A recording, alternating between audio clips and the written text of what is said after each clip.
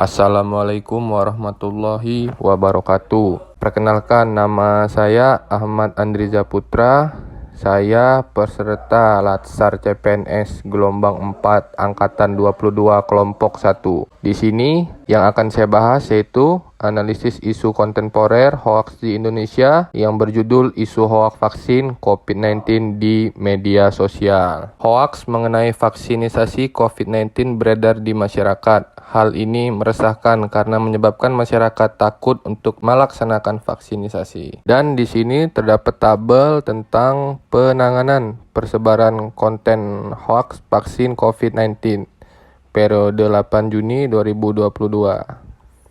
Hoaks mengenai vaksinisasi COVID-19 beredar di masyarakat. Hal ini meresahkan karena menyebabkan masyarakat takut untuk melaksanakan vaksinisasi. Persebaran informasi palsu atau hoaks inilah yang menjadi musuh bersama bagi pemerintah dan warga Indonesia dalam upaya untuk mensukseskan vaksinasi COVID-19. Dan di sini terdapat penjelasan isu yang berisi aktual, problematika, kekalayakan, dan kelayakan. Di tabel aktual berisi isu yang dipilih sudah terjadi dan menjadi, mengingat setiap harinya muncul hoaks baru yang berkaitan dengan vaksin COVID-19. Di tabel problematika, isu yang dipilih memiliki dimensi masalah yang kompleks sehingga perlu dicarikan segera solusinya secara komparatif karena menyangkut dengan program pemerintah yang ingin segera menuntaskan wabah COVID-19. Di tabel kekalayakan, isu yang dipilih menyangkut hajat hidup seluruh elemen masyarakat Indonesia dan menurunkan faktor keraguan-raguan masyarakat untuk mengikuti program vaksinasi. Di tabel kelayakan terdapat isu yang dipilih masuk akal, relevan, dan realistis untuk dapat dipecahkan masalahnya. Dan di sini terdapat media yang biasanya digunakan untuk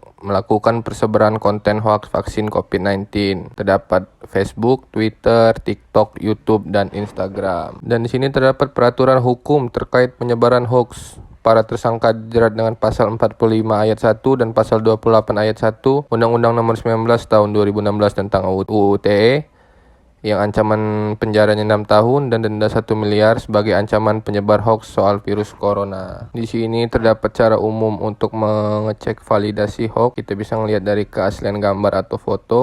Perhatikan keaslian foto dan keterangan yang disertakan. Kita bisa melihat juga judul berita. Hati-hati pada judul yang provokatif. Dan kita juga bisa ngecek alamat situs yang tersedia. Mencermati alamat situs. Analisis SWOT. Strength, weakness, opportunity, dan threat. Strength. 1. Aturan undang-undang yang mengatur hoaks atau berita bohong. 2. Adanya kanal aduan hoaks dari Kementerian Kominfo. 3. Media massa dan sejumlah komunitas membuat gerakan anti-hoaks. 4. Beberapa platform sosial media memberikan fitur untuk cek keaslian berita. Weakness. 1. Rendahnya literasi digital dan daya berpikir kritis masyarakat. Dan 2. Mudahnya penyebaran hoaks di media sosial. Opportunity. 1. Masyarakat mudah mengakses internet untuk bisa melakukan verifikasi informasi secara mandiri. 2. Gencarnya pemerintah melakukan sosialisasi terkait vaksin melalui berbagai media. Dan 3. Banyaknya influencer dari berbagai kalangan yang dapat diajak bekerja sama untuk mengkampanyekan vaksin. Threat. Gencarnya kelompok anti vaksin di Indonesia melakukan sosial di media sosial dan gerakan kelompok anti vaksin oleh sekelompok di luar negeri. Dan di sini terdapat penjelasan tentang rekomendasi penyelesaian masalah. Pertama, meningkatkan literasi media oleh pemerintah dan masyarakat. Kedua, pemerintah lebih gencar meluruskan informasi hoaks yang tersebar luas di masyarakat. Ketiga, pemerintah lebih gencar melakukan pemblokiran dan report situs maupun akun media sosial yang kerap mengunggah tulisan, gambar, ataupun video yang bermuatan hoaks. Dan berikut presentasi dari saya. Jika ada salah kata dan lisan, saya mohon maaf. Terima kasih. Wabillahi taufiq wal hidayah. Wassalamualaikum warahmatullahi wabarakatuh.